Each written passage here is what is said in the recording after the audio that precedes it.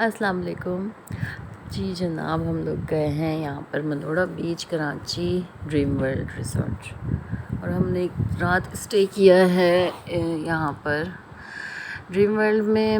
ممبر شپ ہم لوگوں نے لی ہوئی ہے معمار کے، ظاہر ہے بنسبت یہ تو ہمیں بہت اسمال سائز لگا رہا تھا، لیکن جب ہم پہنچے ہیں یہاں پر بہت زیادہ گرمی تھی، دھوپ تھی۔ ہم لوگوں کا پروگرام تھا کہ ہم لوگ ڈریم ورلڈ ہی جاتے ہیں معمار میں، تو بچوں نے کہا ہم بور ہو چکے ہیں۔ میں نے کہا اچھا چلیں ہم لوگ کہیں اور پھر نیا کچھ ٹرائی کرتے ہیں۔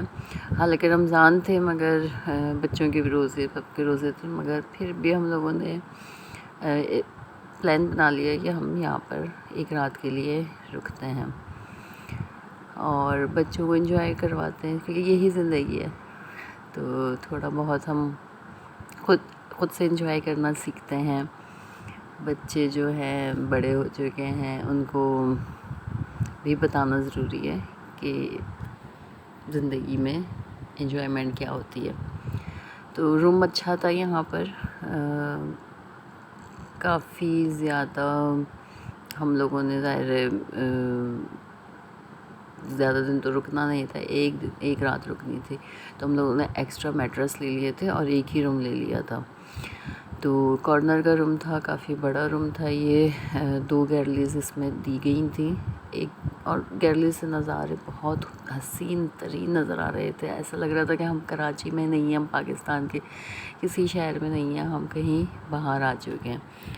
صفائی کا نظام بہت بہترین تھا، اور بچے جو ہیں وہ فل ایکسائٹمنٹ میں ہیں، اور میرا جو یہ چھوٹا والا طلال صاحب ہیں وہ بہت ہی زیادہ خوش تھے، کیونکہ ان کو ان کی پسندیدہ جگہ ہے میری طرح۔ اور جو میری چھوٹی بیٹی ہے ہبا، وہ بھی بہت، اس کو بھی فیوریٹ ہے سمندر، اور یہ میرے میاں صاحب ہیں۔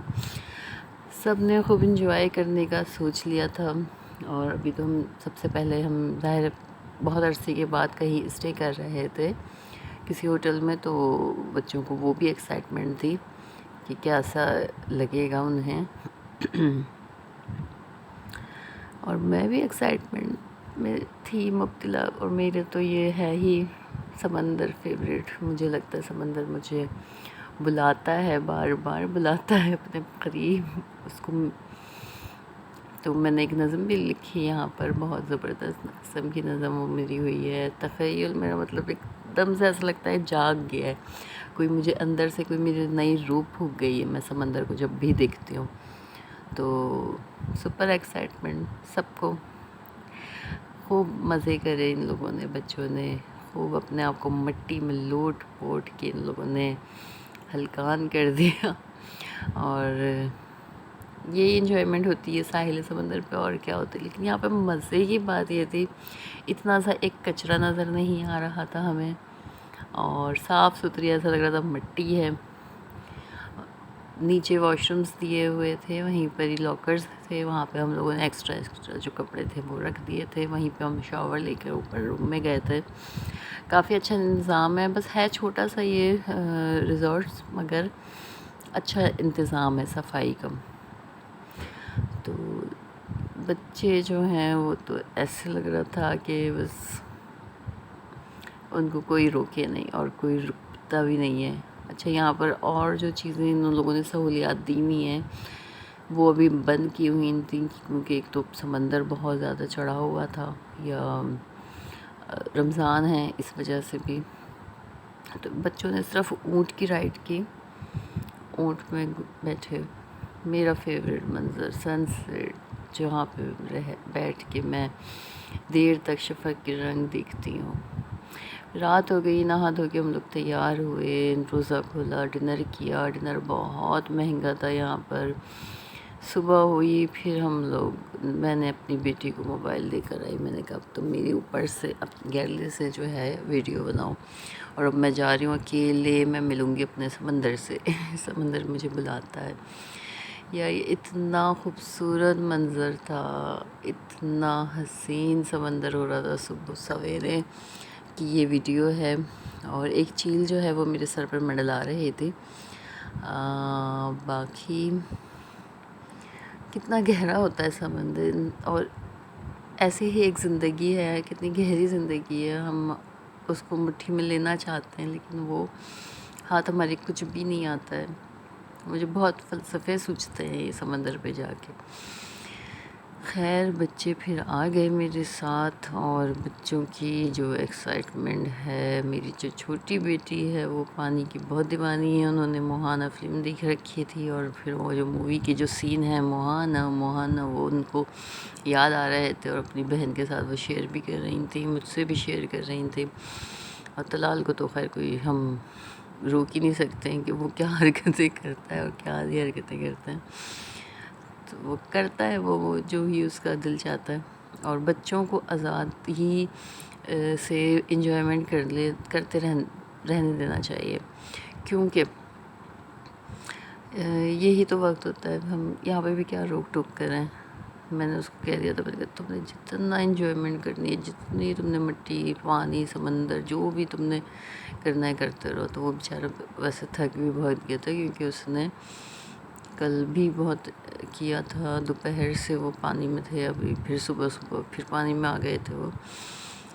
اور یہ میں تھی، پھر میں نے اپنی بیٹی کو ہاتھ پکڑا ہوا تھا. جو ایک ماں ہوتی ہے وہ کیا کیا نہیں ہوتی ہے، وہ چوکیدار بھی ہوتی ہے اپنے بچوں کی، کک بھی ہوتی ہے اپنے بچوں کی، نگراں بھی ہوتی ہے. اور مجھے جو وہ سب سے اچھی ایک حکایت کہیں پڑھی تھی کہ اللہ تعالیٰ نے ایک ماں کو جو ہے اپنے جو فرض دیا ہوا ہے، وہ فرشتہ ہے وہ جو اپنے بچوں کی حفاظت کرتی ہے. تو میں وہ والی ماں ہوں. اپنے بچوں کو ہر حال میں اپنے ساتھ رکھنا اور ان کی حفاظت کرنی، ان کو دیکھنا، ان کو سنبھالنا. لہریں بہت تیز تھیں، مجھے ڈر لگ رہا تھا خدا نہ کرے کوئی وہ نہ ہو جائے، حادثہ نہ پیش آ جائے. تو میں ان کو اکیلا نہیں چھوڑتی ہوں اپنے بچوں کو. یہ میری بیٹی ہے ہانیہ بڑی والی، تو وہ ویڈیو بنا رہی تھی. جتنا میں انجوائمنٹ کروا سکتی ہوں میں کوشش کرتی ہوں اپنے بچوں کو کرواؤں.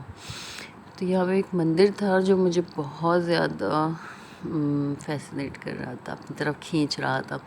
میں نے اپنے میاں صاحب سے کہا کہ بھائی مجھے ایک مندر کا اندر جانا ہے اور گھنٹی بجانی ہے، لیکن وہ بند تھا دروازہ.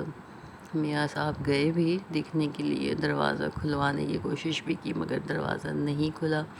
تو میں نے بند دروازے میں ہی سیلفیاں لے لیں.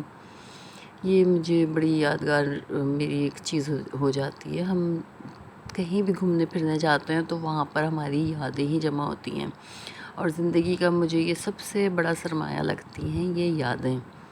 کیونکہ ہر وقت گزر جاتا ہے، ہر رشتہ مطلب ہر چیز، پیسہ روپے اور وقت ختم ہو جاتا ہے، مگر یادیں جو ہیں وہ ہمارے ساتھ رہتی ہیں. یہ یادیں کسی دل کے جانے کے بعد بھی بہت یاد آتی ہیں.